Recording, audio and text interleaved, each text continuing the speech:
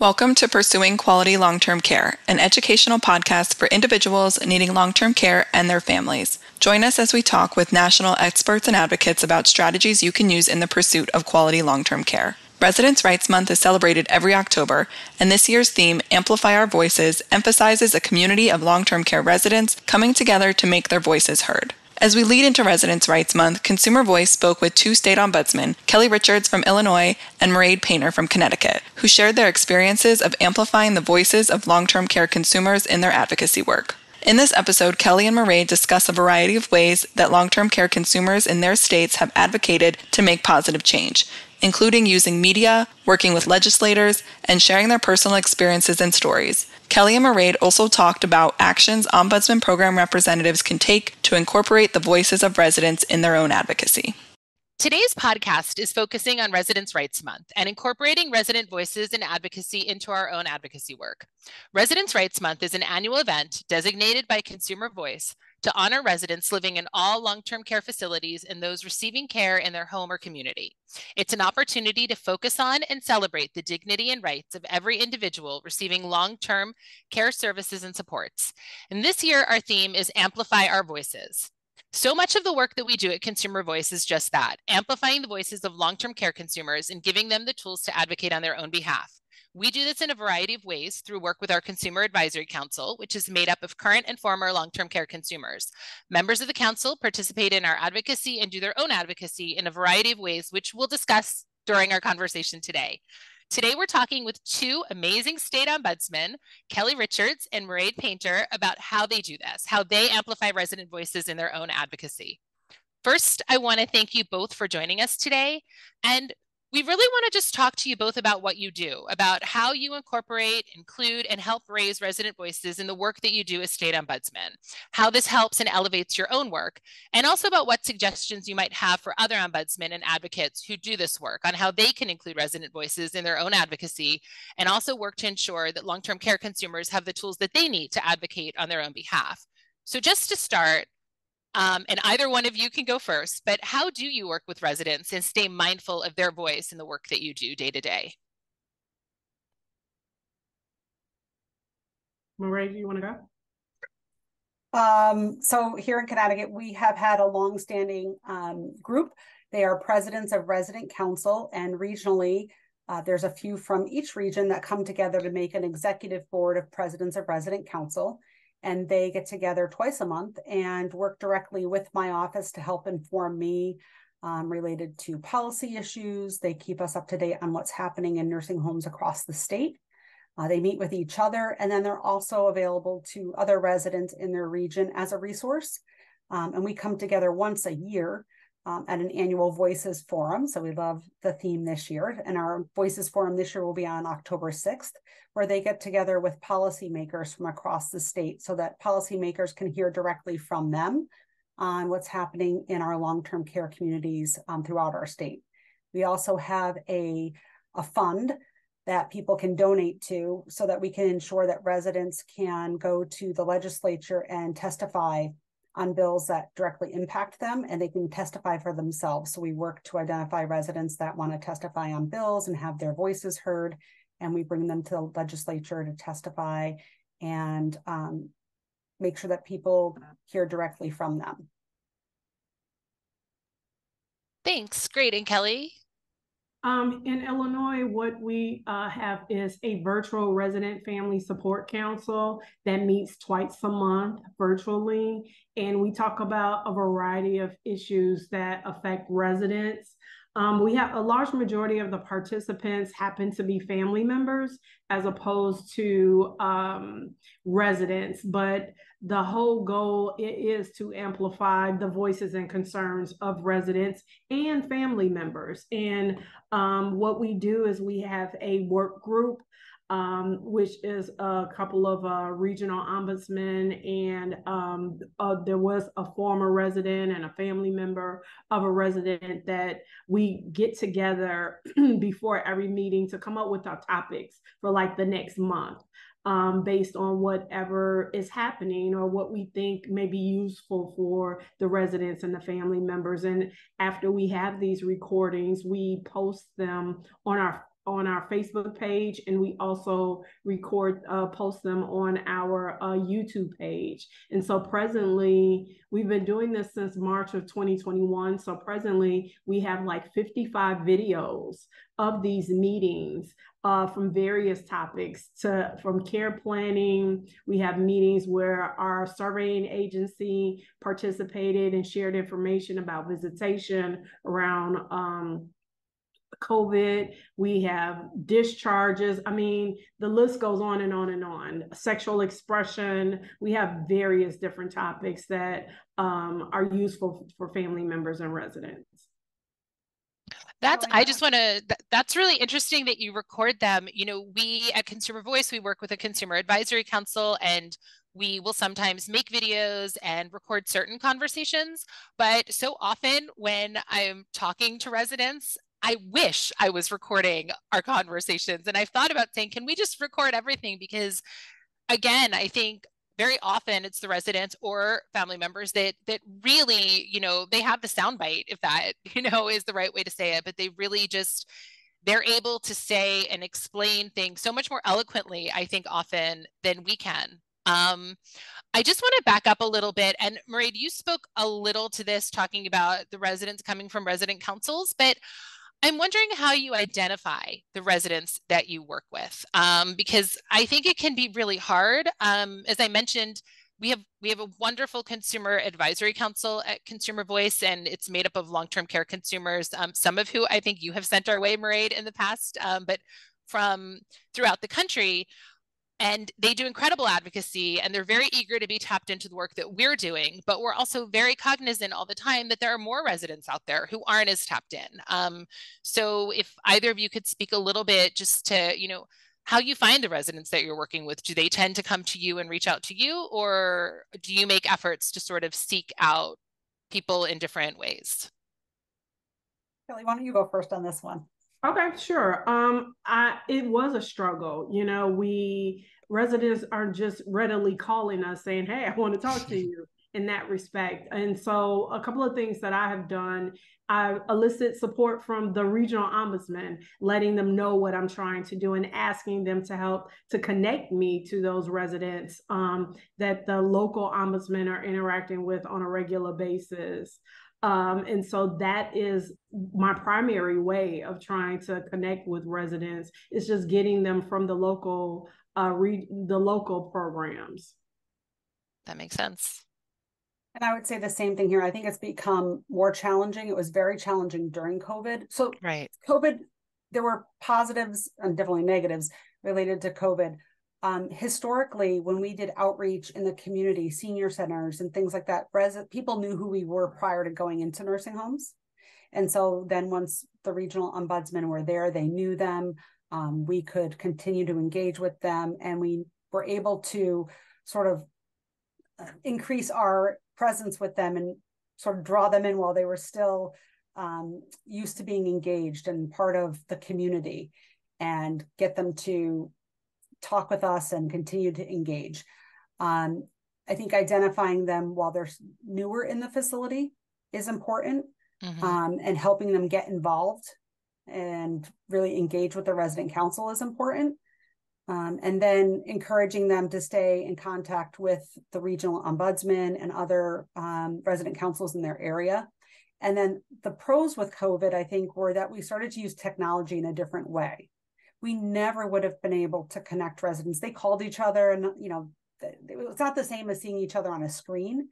And the fact that they've been able to see each other, they have sort of a connection list now where they can get on and they can all talk and see and communicate in a way that's very different. And the same thing with our statewide family council. We use a Zoom link, and different family councils can have Zooms. I think it changes.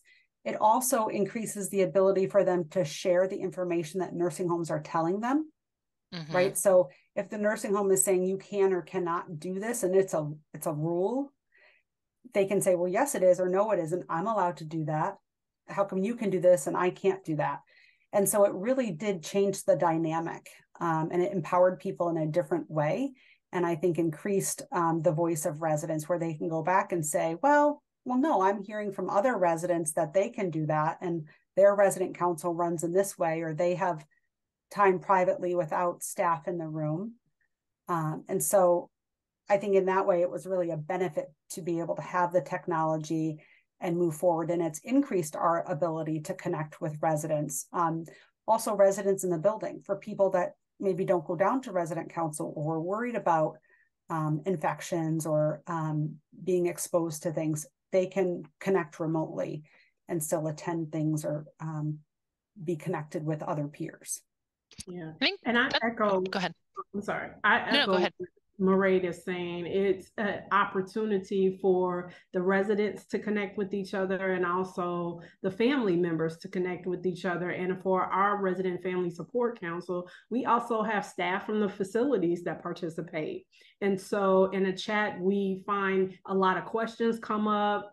Oftentimes our council meeting is for 1 hour, but depending on the topic, folks may want to stay on after that 1 hour and just continue to dialogue with each other and share stories. And it's just so powerful. You know, they're making connections with other folks and being able to get their questions answered. And we just get a lot of positive feedback from residents and their family members from these calls that we're having because of the resources that we provide, the questions that we answer, and then a way to empower them. Yeah, I mean, it's interesting because I think we've seen the same thing. I will say I started at Consumer Voice a couple months before the pandemic started. So sometimes it's a little hard for me to do the before and after, sort of like the after and after, you know, the pandemic and then sort of where we are now. But when I first started, our consumer advisory calls were calls. They were on the phone. And then we did some listening sessions during the pandemic for CMS with residents, and we did those on Zoom, and we realized, wait a minute, like there are many residents who have access to Zoom. And so we started doing a hybrid during our consumer advisory calls where people can certainly call in and join, but many of the residents join via their tablets on Zoom, which again is a privileged position for residents to be in, to have the access and ability to do all of that, which is maybe something else we should talk about, sort of who gets left out of this when we do this kind of work sometimes. But you know what, we had our regular consumer advisory calls, and then exactly what you're both describing, we saw residents from around the country sort of talking to each other and hearing what was happening in different facilities and what was happening in different parts of the country, and also talking about what they were doing about it and their own advocacy. And so then we decided to have resident-led calls, where instead of our regular consumer advisory calls where we have more of an agenda and talk about different issues, these are calls that a different resident leads every 2 months or so. And it's for the residents to just get on and talk to each other. And now we've seen that the people in our Consumer Advisory Council are emailing each other about problems that they're having. And I think you're right. Like, if it's hard to say many good things came out of the pandemic, but in some ways, I think the technology that we all use and rely on was a big one. Yeah, our Resident Family Support Council virtual was birthed out of the pandemic, you know, trying to figure out a way to connect with residents and their family members to share the latest and greatest information from the CDC or from the Illinois Department of Public Health, just trying to arm people with information that can help them in their journey. Yeah, we probably never would have taken that on. I never would have done the Facebook Lives. And we saw directly from that's how family members and residents started connecting, because they would see that they were both interested in a topic. So we may put the initial topic out that we're talking about, like right now, the staffing that just got released. That's a hot topic for people. So we will do a Facebook Live on it. But if people connect in a certain way, we'll see that they kind of offshoot and start going back and forth with each other, and then they'll connect on the side, or they may decide to join the family council or resident council about that and sort of take on topics together, but be in totally different areas of the state and wouldn't have otherwise ever connected. And it's powerful when you have information or when you can connect in that way. They can then get their independent legislators involved, right? So that creates synergy and energy around things, and that's powerful for residents related to their rights. Right. Well, and that actually goes right into the next question I was going to ask, which is what kind of impact do you see? And maybe this is a little bit different, but because, we're talking about both resident advocacy and our own advocacy, but in your own advocacy work, what impact do you see when you include residents in your advocacy? And I'm thinking about, some residents out there who might be listening and not really sure of what impact they might have themselves. But, at Consumer Voice, I feel like we often feel like it's the residents' stories. And we come back to this all the time, and their own voices that are our strongest tool. When we're talking about staffing, we can talk about staffing and we can talk to a legislator about staffing, but Mairead, the way you're describing it, when you have a resident actually speaking to them, it takes on a whole different level. So what kind of impact have you seen from that kind of work? We've seen an incredible impact. We've seen legislators get invited to the facility by the residents. And when they go in an evening or on a weekend to visit with a resident council president and tour a facility, and they're able to see what the residents are speaking to related to staffing and the impact that it has to residents. And it's not just us explaining it to them, it's the residents' voice. It's their story of what's happening to them. We've been able to see a record number of laws changed. We saw actually a law change that residents have the right to testify virtually, right? They have the right now to actually appear virtually and testify on behalf of any law that's going to change, that's going to impact them. That's huge. They would have never have had that ability even 5 years ago. And so I think that that's a big impact. And the fact that we have legislators engaged in that way, that they're reaching out, that this is a significant topic right now, that it's 6 months before a session and we're already being called into meetings and asked which residents can they go see and which facilities do we think that they should be going out to tour. That's huge. Kind of never been heard of before. And so I think because they've been engaged by those stories from residents, from family members, we know that residents and family members put books together. They've sent them out nationally. They've done a lot of work at the state level. And because of that, we're starting to create that momentum. And we want to make sure that that continues. And that only continues by people continuing to share their stories. Kelly, do you have anything to add? I would echo the same thing that Mairead had said. Bringing these issues towards the legislators and actually having them hear from the voices of the residents themselves makes a huge impact in terms of the work that we're doing. In my office, the support that we're getting from legislators, putting the Ombudsman program on the map, right? And understanding what it is that we do and having a different level of understanding and respect for the program and their willingness to support legislation or changes that my office wants to make legislatively, now that they have a greater understanding of what's happening with the residents because they've heard directly from them. Yeah. Mairead, were you going to say something?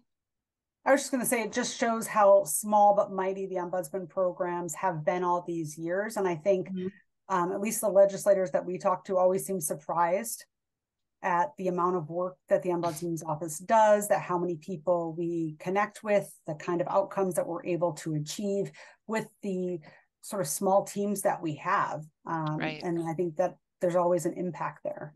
Yeah.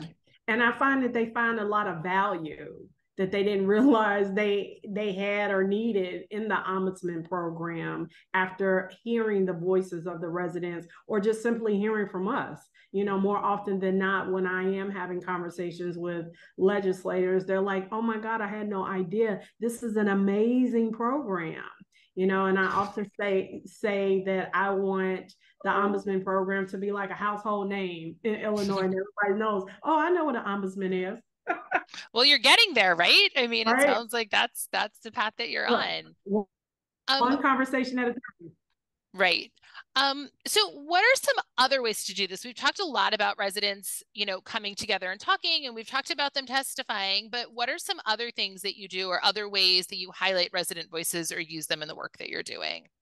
Well, one of the things that I recently did was I created a podcast series. I wanted more connection, like we've talked about earlier, with residents, and how can I possibly do that? And so I shared my, just my thought or my vision with my team of regional ombudsmen and told them, like, I'm trying to figure out a way to amplify their voices even larger and would like to do a podcast. And so after talking with them, there was some suggestions that were given to me, and one that just really stood out is, Kelly, just have a conversation with them similar to what we're doing today and talk about their lived experience in long-term care and what that looks like, and it could potentially help other people who are, one, currently in a long-term care facility, or two, a home, or two, about to enter into a home, and for family members, to get a greater understanding of what that journey looks like. And so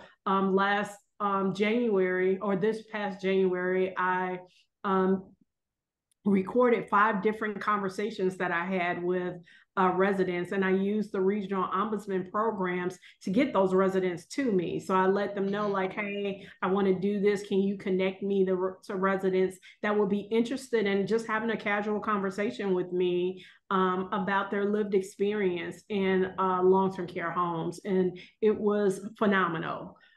Super excited about it. We just released our last one on Spotify. So we have 5 of them, and they're very diverse backgrounds. We have some males, females, different different ethnicities. And so I'm very proud of it. That's great. That's awesome. Yeah. Good job. Thank you. Mairead, do you have anything in terms of other ways that you use resident voices in your work? I think we use them all day long, every day. It's kind of hard to even parse them out. I feel like that's all we do when we're talking with reporters. We're connecting them with the media. We have a couple of nursing homes that are either closing or have put in requests to close. And so when we're talking to the media, we really are asking them to reach directly back out to residents, right? So again, I can give my statement when we're meeting with, or we're in court and we're meeting with the judge. One of the things that we do, we ask the judge, can the residents be present? We used Zoom so that all of the residents, and a projector or the camera, so that the residents could see into the courtroom and be heard by the judge and see the judge, so that they felt that they could be a part of that and hear the order directly from the judge instead of me or my team bringing it to them. And that they had the opportunity to understand why the judge was putting certain orders in, and ensuring that it was their words that she was hearing about why their home was important to them, and that, that they didn't want it to close, or some wanted it to close. And it's hard for me to take both of those perspectives and move them forward. Ensuring that they have the ability, she wanted them to write out what they wanted. And so having my team members go and sit with them and write down their thoughts, things like that. So really everything that we do is the resident's voice, and highlighting that, and just how do we as ombudsmen hear it, sort of harness it, and then move that forward and ensure that that's really what we're doing, and that we're taking the opportunity to use that in all of our work all day long. And that when we are making independent decisions, we're thinking back to, how does this relate to the residents that we serve? How does this best promote what they want, and move forward what they see as their priorities? I mean, you're both doing amazing work, and I was actually, media was one of the things that I was going to bring up, just because I think exactly everything we've said, and I think you already articulated this, but it is the same for media. We can have a quote in the media and it means one thing, but when a resident is profiled in the media, I mean, even the reaction from the general public is very different, because they're actually now seeing something, and it hits you in a different way. So I think my last question, and you guys are just, I mean, I think you're both really leaders in this. What suggestions do you have to other people in your position, not necessarily just state ombudsmen, but for local ombudsmen, for other advocates who operate in this space, what suggestions do you have for them if they want to start incorporating resident voices into their work more? And one thing we've all talked about is how the pandemic really, gave rise to some of this work. But now that we're living in a bit of a post-pandemic world to some extent, how would you suggest people get started, or what they do, or what they should do? I would suggest just be creative, think outside the box. I got started with the Resident Family Support Council by way of another state ombudsman who's actually doing it, and so I had heard about the fact that they were doing a monthly meeting, and I'm like, oh, we should do something like that, and then I participated in a podcast with Mairead about a year or so ago. And I was like, oh, I want to do a podcast, and so just trying to be very creative and thinking out of the box of how can I connect with residents, making them the focus of what I'm trying to do. And just doing it in a creative way. Social media is really big, and we know that residents, family members are on social media. So like Mairead said, harnessing, that and trying to use that as a vehicle to share more information about the Ombudsman program, about residents, and their rights. And one thing I just want to add that you had asked us about was the impact, and hearing back from some of the residents that I spoke to, having those podcast discussions really empowered them and made them feel like they had purpose. One gentleman in particular, he was like, Kelly, I'm so incredibly honored that you even thought enough of me. And he asked me the question, like, why me? And I'm like, why not you? Your voice is just as strong as anybody else's. And he happens to be a resident council president. So it was I would think, a very positive, encouraging experience for him. And I'm thankful that I had that opportunity to help him amplify his voice along with others. I think that's a really good point. And, it makes me think of, I think there was a time, I don't remember if it was a year ago or if it was in the midst of the pandemic, when I think we all felt like we were really leaning on our consumer advisory council a lot, and it was sort of like, oh my goodness, can we keep it?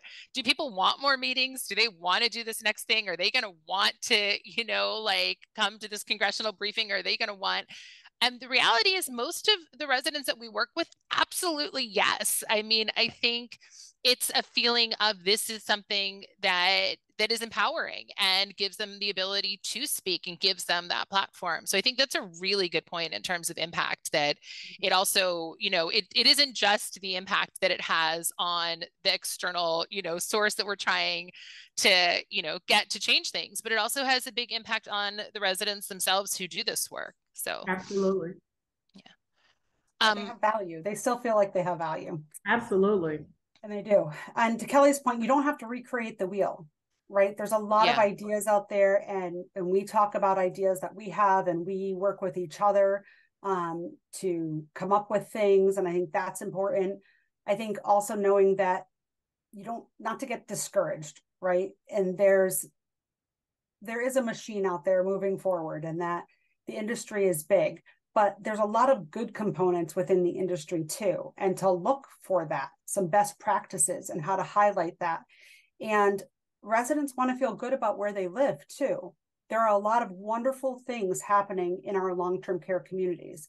And as people live in these long-term care communities and want to grow in the spaces that they're living, they're working really hard to help blossom throughout the resident councils, and to work hard and to create change in the places where they live. And so when you're seeing that, to take some of those components and highlight that as well. So we're not just focusing on the negative, but with some of the successes that residents are having in creating change in the environments they're living in, so that they can help champion that in other places, so that other residents can find success as well. I think that's really important.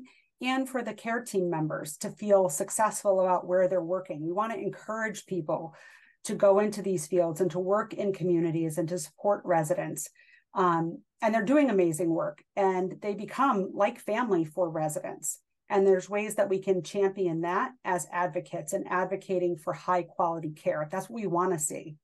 And I think it's important to find that balance. We want to call out when there's concerns. We want to call out and highlight where we need to see change. But I think we need to also call out where we're seeing success and the companies and the providers that are really doing the right thing and moving things forward for the right reasons. So as we're coming out of the pandemic and we've seen those really positive aspects and residents that have come together with those caregivers to do some amazing things, I really want to start focusing on that. And even, this has given me some ideas. Maybe we'll start to put together an hour with residents to bring forward those best practices and put them on Facebook for others to see or something like that, just to, because that's a right too, to champion where the things that you're doing well. No, absolutely. And that is probably a better closing than I could give to this podcast. But I think that's absolutely right. There are a lot of best practices. And I do think that is something that, sometimes, especially when you are working with residents and you hear things that aren't great that are happening, it is important to focus on the fact that there are really good things happening and there are places where things have been successful and where things are going well, and to bring that out as well. I also want to add, I know, Kelly, you've talked about the podcast that you did, and we're doing a podcast right now. I just want to make sure everyone listening and both of you don't feel like we are leaving resident voices out of this conversation. We're releasing this podcast for Residents' Rights Month, but we're actually going to do a podcast on the same issue with residents, where we talk to a current resident and a former resident who are doing advocacy work of their own, and how that sort of fits into this whole picture. So I thought I would just give a shout out to that as well. But I really want to thank you both for the amazing work you're doing and for joining us today. It's really been a pleasure hearing everything that you're doing and your suggestions for everyone else. So thank you. Thank you for the opportunity.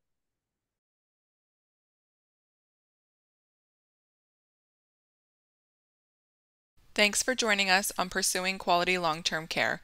This podcast is a program of the National Consumer Voice for Quality Long-Term Care. Make sure to visit our website, theconsumervoice.org/pursuingquality, where you can subscribe to the podcast, follow us on Facebook and Twitter, and find more information and resources. If you enjoy the podcast, please rate, review, and subscribe. Thank you for listening, and we'll see you next episode.